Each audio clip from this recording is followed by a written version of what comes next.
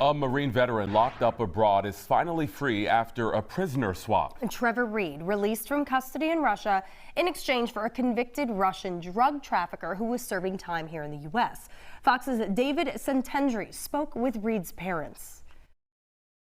It's going to really hit us when we get to put our arms around him and hug him. Trevor Reed's parents were unsure since 2019 if this day would come. But while at home in Granbury, a phone call early Wednesday morning connected them to the one person they so desperately needed to hear from. It's a bunch of I love yous and we'll see you soon. Trevor Reed, released from a Russian prison. Video from Russian state media appears to show the Marine veteran being escorted to a plane in Moscow.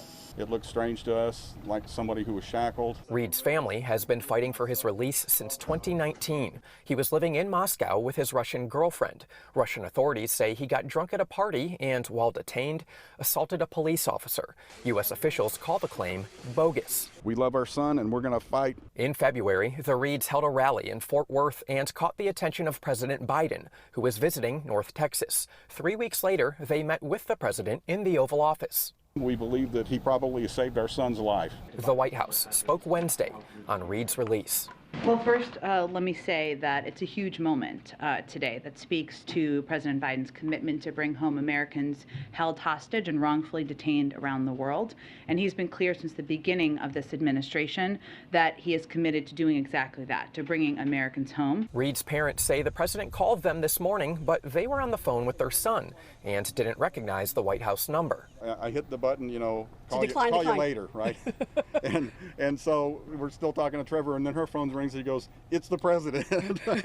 So I hung up on the president. I'm sorry, Mr. President. Didn't mean to do that. Reed is being exchanged for Konstantin Yareshenko, a Russian air pilot who was convicted in 2011 of criminal conspiracy to transport $100 million worth of cocaine to the U.S. and other countries. He's the first known Russian citizen to be captured by U.S. Secret Service in a third country, Liberia, and then brought to the U.S. Konstantin Yareshenko is not a good guy.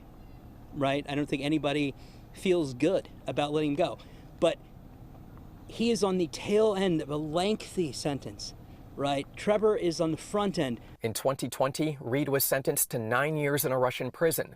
An appeal earlier this month was denied, and with Russians in the middle of war in Ukraine, his parents weren't sure what to expect. You get kind of skeptical of that when you see a war breaking out. Now, with Reed on his way home, his parents say they are ready to make up for lost time.